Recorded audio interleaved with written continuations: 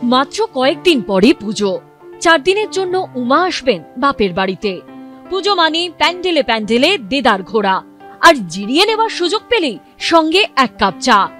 কেমন হবে যদি পুজো দেখতে গিয়ে সেই চায়ের ইতিহাস ভূগোলের সঙ্গে পরিচিত হবার সুযোগ মেলে? দক্ষিণ কলকাতার আলিপুর সর্বজনীন পুজো মণ্ডপে এবার থাকছে সেই সুযোগ।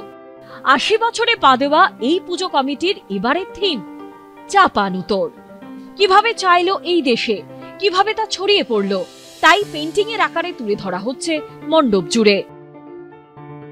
যেখানে সামাজিক অর্থনৈতিক যে অবস্থানে আপনি থাকুন না কেন, চা হচ্ছে এমন একটা পানীয়, আপনি যে আর্থ সামাজিক অবস্থাতেই থাকুন আপনার প্রয়োজন। যেখানে আমরা বাইরে একটা ইউরোপিয়ান সভ্যতার জিনিস দেখতে পাচ্ছি যেরকম বিমান, সেখানে আমরা এখানে চৈনিক সভ্যতা দেখতে পাচ্ছি, এখানকার থাঙ্কা শিল্প, এবং আলটিমেটলি আমরা যখন দেখতে পাচ্ছি যে 2D সারফেসে 3D কাজ হয়ে পুরোটা হচ্ছে, তখন মনে হচ্ছে না, এত দিনের এতগুলো মানুষের কাজ সত্যি একটা সফল রূপ পেল।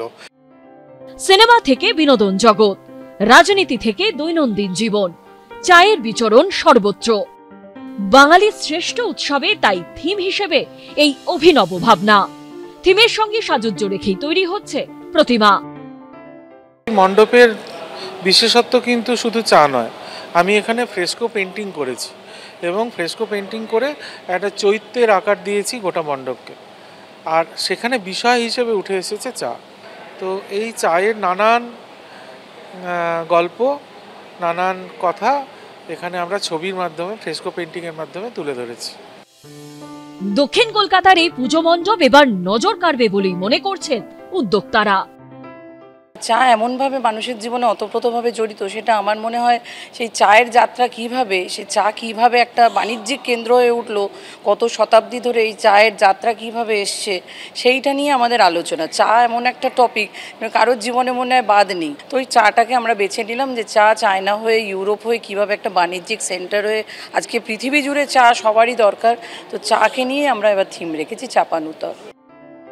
মণ্ডপ এবং প্রতিমা সজ্জায় টক্কর দিতে শেষ পর্বের প্রস্তুতি চলছে জোর কদমে। অরিত্রিক ভট্টাচার্যের রিপোর্ট, এবিপি আনন্দ, কলকাতা।